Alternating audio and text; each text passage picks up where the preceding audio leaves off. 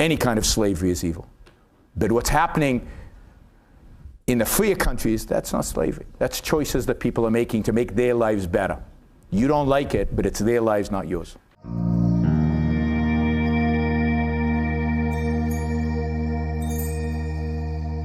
Yeah.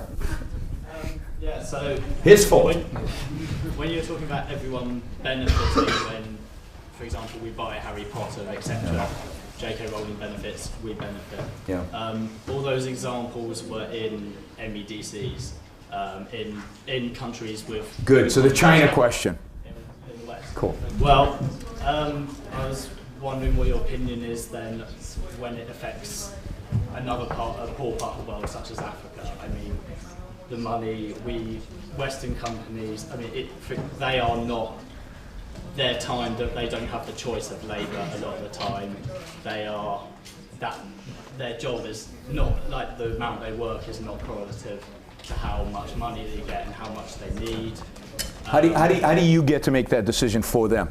I mean, this to me, I get this at every particularly in Europe and in the US as well. This to me is one of the most, anyway. You sit here in Europe in your cushy middle class chairs. I'm serious about this. And you want to judge the African, or let's take the Chinese, because that's why, you know, in Apple or the Indonesian so-called sweatshop or whatever. And you want to tell me that $2 a day is not a dramatic improvement in their life? It is. And there's no way for them to get to the point to be as rich as you are unless they go through that phase. And if you deny them the ability to make $2 a day by charging $4, by insisting the companies pay $4, and therefore they withdraw completely from the market. Because you know what? I'm not paying $600 for this. I'll pay $300. And if I stop buying this, who suffers? That Chinese kid who's right now making whatever, $3 a day or whatever, right? And his alternative is to go back to the farm. And you know what they did in the farms? 40 years ago, when the Chinese were all producing agriculture, they were dying of starvation. 40 to 60 million Chinese died of starvation under Mao. Suddenly, you've given them opportunity to actually attain middle classhood, to learn a skill, to have a profession, to make money, to make themselves into something. And by the way, the Chinese never complain about how much they're being paid. You guys complain. We complain in the West because, yes, to our middle class comfy lives, that seems ridiculous. But that's because you've never lived in real poverty. Nobody in England has lived in real poverty the way the Chinese and the Africans and the Indonesians live. When you go to a place, and it's interesting, because take Korea. Korea is an interesting case study, right? You've got North Korea and South Korea. 50, 60, 70 years ago, South Korea was as poor as North Korea.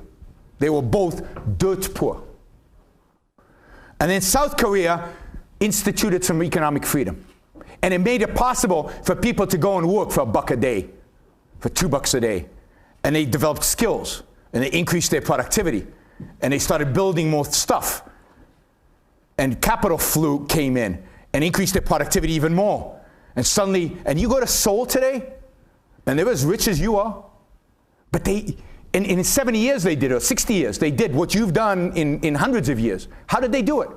Because of the ability to slowly ratchet up.